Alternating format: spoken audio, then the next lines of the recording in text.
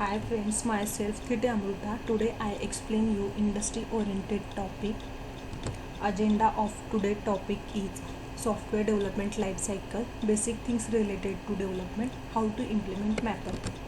First is the software development life cycle. This is the basic structure of a software development life cycle. First step of a software development life cycle is a requirement. Second is the analyze and SRS.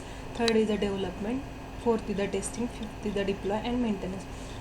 तर first स्टेपमध्ये काय करतो, all requirement gather from क्लायंटकडून आपण all requirement ज्या आहेत त्या collect करतो.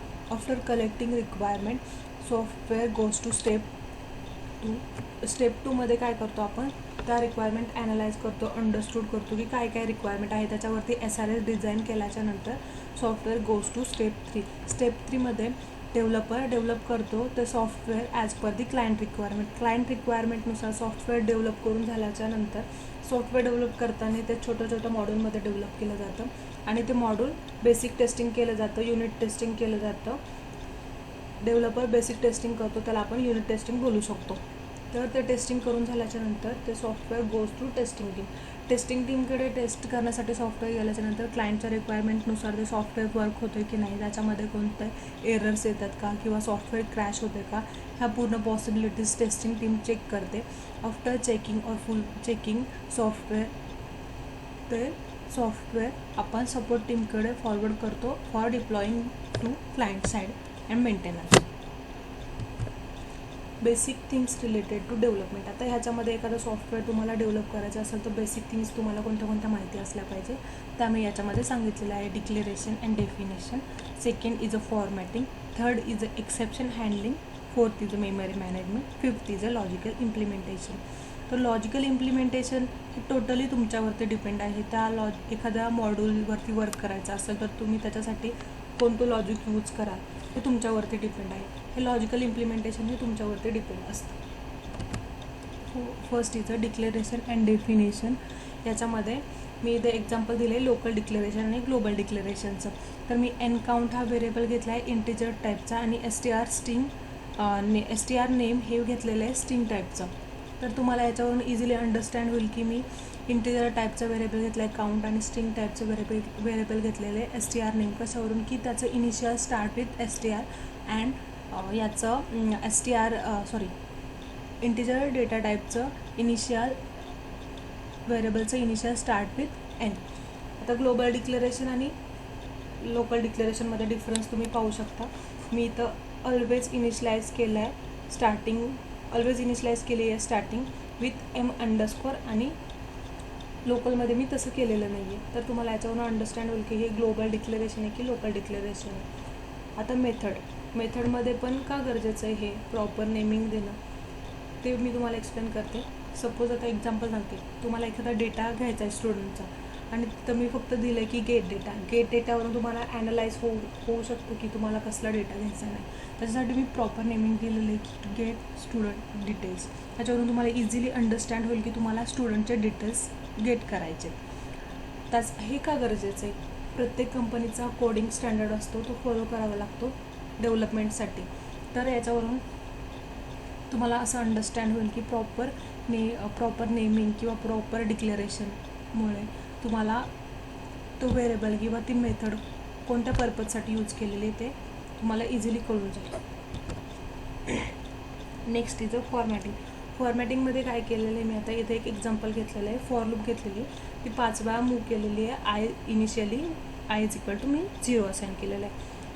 तुम्हाला इथं इझिली अंडरस्टँड होईल की मी फॉर लूपच्या आतमध्ये एक इफ लूप घेतलेली. इफ लूपमध्ये मी कंडिशन चेक केलेली I = 0 आणि त्याच्या आतमध्ये मी सी आउट म्हणजे प्रिंटसाठी मी फक्त स्पेस प्रिंट केलेलं आहे, एम्प्टी स्पेस. तर तुम्हाला याच्यावरून अंडरस्टँड होईल की माझ्या फॉर लूपच्या आतमध्ये इफ लूप आहे. इफ लूपच्या आतमध्ये मी प्रिंटिंगसाठी स्टेटमेंट घेतलेले आहे. तर फॉर्मॅटिंग ही इझिली कळून जातं की तुमचा कोड कसा वर्क होईल. Exception handling. आता एक्सेप्शन हँडलिंग हे का गरजेचं आहे, मी तुम्हाला इथे एक एक्झाम्पल दिलं आहे ट्रायकॅचचं एक्झाम्पल दिलेलं आहे. एक्सेप्शन हँडलिंग हे का गरजेचं आहे, सपोज तुम्ही एखादं वर्किंग केलं आणि एक्सेप्शन हँडलिंग नाही केलं तर तुमच्या वर्किंगमुळे पूर्ण सॉफ्टवेअर क्रॅश होऊ शकतं, याचे चान्सेस असतात. त्याच्यासाठी तुम्ही एक्सेप्शन हँडलिंगसाठी तुम्ही ट्रायकॅच यूज करू शकता. फायनल यूज करू शकता किंवा थ्रो एक्सेप्शन पण यूज करू शकता. तर मी तुम्हाला बेसिक एक्झाम्पल दिलेलं आहे की ट्राय कॅटचं. तुम्हाला माहीत असेल exception handling, basic exception handling तुम्हाला सांगते. अरे out of bound, number is not divisible by 0. तर हे तुम्हाला इझिली अंडरस्टँड होईल की एक्सेप्शन हँडलिंग काय आहे. आणि हे का गरजेचं आहे की तुमचं पूर्ण सॉफ्टवेअर क्रॅश होण्यापेक्षा तुमचं छोटंसं मॉड्यूल ते वर्क नाही करणार, पण पूर्ण सॉफ्टवेअरला तुमच्या छोट्याशा वर्किंगमुळं इफेक्ट नाही होत, कारण की तुम्ही एक्सेप्शन हँडलिंग यूज केलेलं आहे. फोर्थ तिचं मेमरी मॅनेजमेंट. मेमरी मॅनेजमेंट, आता तुम्हाला मेमरी मॅनेजमेंटचं मी एकदम बेसिक एक्झाम्पल दिलेलं आहे इथं. सपोज तुम्हाला सिंगल कॅरेक्टरचं व्हेरिएबल स्टोअर करायचं आहे किंवा रिट्राय करायचं आहे, तर त्याच्यासाठी तुम्हाला कॅर हे घेणं गरजेचं आहे की स्ट्रिंग व्हेरिएबल घेणं गरजेचं आहे. स्ट्रिंगची जो डेटा टाईप आहे त्याची मेमरी ऑलवेज डेटा टाईपची साईज ही ऑलवेज जास्त असते कॅरेक्टरपेक्षा. तर इथं तुम्ही सिंगल कॅरेक्टर घेतलेलं आहे. मी सिंगल कॅरेक्टरसाठी मला कॅर घेणं इझी पडेल आणि त्याच्यामुळे माझी मेमरी पण कमी यूज होईल. त्याच्यासाठी मी इथं मेमरी मॅनेजमेंटचं एकदम बेसिक एक्झाम्पल तुम्हाला दिलेलं आहे. त्याच्यानंतर हाऊ टू इम्प्लिमेंट मॅपर. आता मी इथं एक C++चा टॉपिक एक्सप्लेन करते, मॅपर इम्प्लिमेंटेशन कसं करायचं. तर मॅपरचं जे स्ट्रक्चर आहे किंवा इम्प्लिमेंटेशन ते पूर्ण बायनरी सर्च ट्रीवरती बसवलेलं आहे. तर मी इथं तुम्हाला त्याच्यामध्ये first is a structure explain करते, त्याच्यानंतर declaration of a mapper, how to add data in mapper, त्याच्यानंतर फाइंड डेटा फ्रॉम मॅपर. हे बेसिक मी तुम्हाला एक्सप्लेन करते मॅपर रिलेटेड थिंग्स. तर स्ट्रक्चर, आता मी मॅपरचं एक एक्झाम्पल घेतलेलं आहे. त्याच्यामध्ये मी मॅपरमध्ये स्ट्रक्चर हे मॅपरमध्ये कसं असाइन करू शकते, कसं मी पूर्ण डेटा माझा स्ट्रक्चरचा मॅपरमध्ये कसं स्टोअर करू शकते, त्याच्यासाठी मी तुम्हाला एक एक्झाम्पल दिले. What is mean by structure. Structure is content different data type. स्ट्रक्चरमध्ये डिफरंट डेटा टाईप असतो. तुम्ही इथं चेक करू शकता की मी स्ट्रक्चरमध्ये इंटिजर टाईपचा EMP ID घेतलेला आहे. त्याच्यानंतर स्ट्रिंग टाईपचं त्याचं नेम, स्ट्रिंग टाईपचं त्याचा ॲड्रेस. डिफरंट डेटा टाईप आपण स्ट्रक्चरमध्ये घेऊ शकतो. तसं अरेमध्ये तुम्ही डिफरंट डेटा टाईप घेऊ शकता का नाही, तुम्हाला एकच टाईपचा डेटा तुम्हाला स्टोअर करू शकता किंवा रिट्राय करू शकता. तर मी इथं स्ट्रक्चरचं एक्झाम्पल घेतलेलं आहे आणि त्याचं इनिशियलायझेशन केलेलं आहे. जे मी मगाशी तुम्हाला डिक्लेरेशनमध्ये डेफिनेशनमध्ये एक्सप्लेन केलं होतं, तो स्टँडर्ड मी इथं फॉलो केलेला आहे. माझा इंटिजर टाईपचा व्हेरिएबल असेल तर मी त्याचं इनिशियल स्टार्ट विथ N, आणि स्ट्रिंग टाईपचा व्हेरिएबल असेल तर इनिशियल स्टार्ट विथ STR. एम्प्लॉईचं मी त्याचं इनिशियलायझेशन पण मी इथंच केलेलं आहे. स्ट्रक्चरच्या डेटाचा जो काही डेटा आहे त्याच्यामध्ये त्याचं डिक्लेरेशन ऑफ मॅपर. आता मॅपरचं डिक्लेरेशनचं एक्झाम्पल मी तुम्हाला इथे दाखवलेलं आहे. Map integer. तर मॅपरमध्ये ऑलवेज की व्हॅल्यूची पेअर असते. तर तुम्हाला आता की व्हॅल्यूची पेअर इथे दिसेल.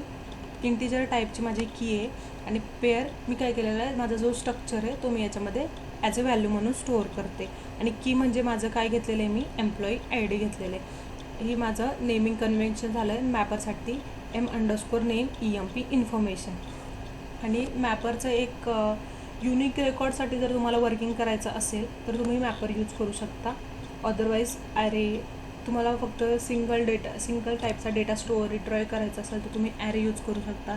तसंच वेक्टर पण यूज करू शकता. जर तुम्हाला सॉर्टिंग बेस्ट पाहिजे असेल तर तुम्ही, कारण की वेक्टरच्या ह्या इनबिल्ट मेथड आहेत सॉर्टिंगसाठी, तर तुम्ही वेक्टर यूज करू शकता. मॅपरमध्ये मोस्टली तुम्हाला युनिक रेकॉर्ड करायचा असेल, तुम्हाला पर्टिक्युलर रेकॉर्ड फाइंड करायचा असेल, फास्ट रिझल्ट पाहिजे असेल तर तुम्ही मॅपर यूज करू शकता.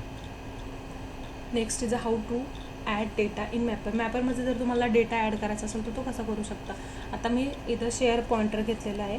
ते इथे मी एम्प्लॉईचा जो स्ट्रक्चर आहे त्याचा ऑब्जेक्ट क्रिएट केलेला आहे PTR वरून तुम्हाला अंडरस्टँड होईल का हा पॉइंटर ऑब्जेक्ट आहे EMP इन्फॉर्मेशन.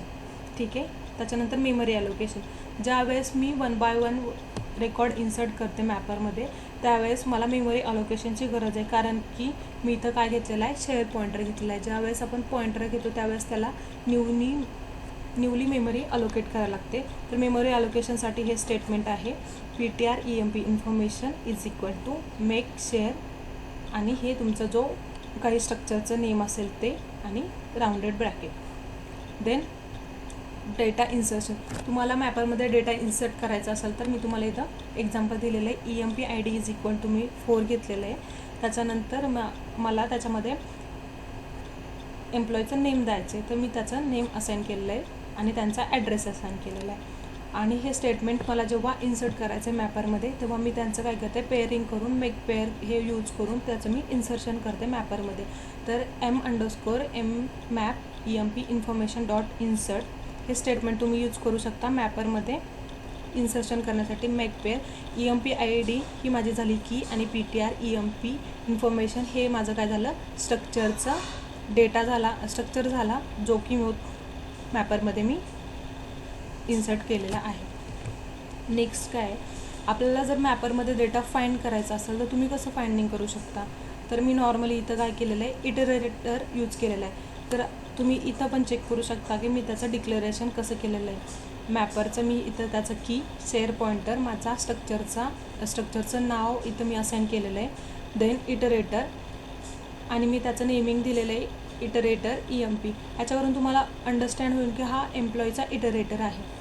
आता सपोज मी तुम्हाला नेक्स्ट प्रिव्हियस स्लाईडमध्ये दाखवलं की मी 4 हा EMP ID असलेला रेकॉर्ड इन्सर्ट केला आहे मॅपरमध्ये. तर मी त्याच एक्झाम्पल घेतलं आहे. सपोज मला 4 EMP ID असलेल्या एम्प्लॉईचा डेटा मला रिट्रॉय करायचा आहे मॅपरमधून. तर मी कसं करू शकते, तर मॅपरमधून जेव्हा डेटा रिट्रॉय करायचा असेल तर त्याची इनबिल्ट मेथड आहे फाइंड. तर त्या फाइंड मेथड थ्रू आपण काय करू शकतो, जी की व्हॅल्यू आहे ती तुम्हाला माहीत असेल, तुम्ही की व्हॅल्यू त्या मॅपरच्या फाइंड फंक्शनमध्ये असाईन करायची.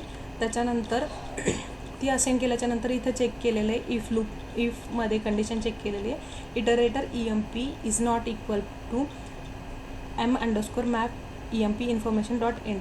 तर ह्या एंडच्या नॉट इक्वल टू असलं पाहिजे तुमचं इटरेटर EMP नसेल.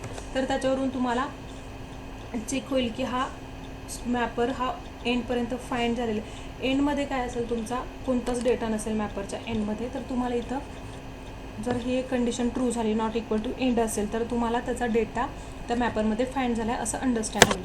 आता मी इथं त्या मॅपरमधून फर्स्ट आता मॅपरमध्ये 2 असतं, फर्स्ट आणि सेकंड असतं. फर्स्टमध्ये त्याची की स्टोअर असते आणि सेकंडमध्ये त्याची जी काही व्हॅल्यू असेल ती स्टोअर असते. इटरेटरच्या मी फर्स्टकडून काय घेतलेलं आहे, त्याचा एम्प्लॉई ID घेतलेला आहे, आणि इटरेटरच्या मी सेकंड करून त्याचा जो काही डेटा असेल माझ्या स्ट्रक्चरचा तो मी स्ट्रक्चर पॉइंटरला असाईन केलेला आहे. सपोज तुम्हाला पूर्ण स्ट्रक्चरचा डेटा नसेल पाहिजे, फक्त तुम्हाला त्यातलं एकच फील्ड पाहिजे असेल किंवा 2 फील्ड पाहिजे असेल, तर त्यावेळेस तुम्हाला त्याचा ऑब्जेक्ट क्रिएट करून त्याला डेटा असाईन करण्याची गरज नाही. तुम्ही डायरेक्टली असं पण करू शकता. तुम्हाला फक्त एम्प्लॉईचं नेम घ्यायचं आहे, तर तुम्ही असं पण करू शकता, iterator EMP arrow second arrow STR EMP name. तर तुम्हाला याच्या थ्रू काय भेटेल, डायरेक्टली तुमचा जो एम्प्लॉई असेल त्याचं नेम भेटेल. थँक्यू.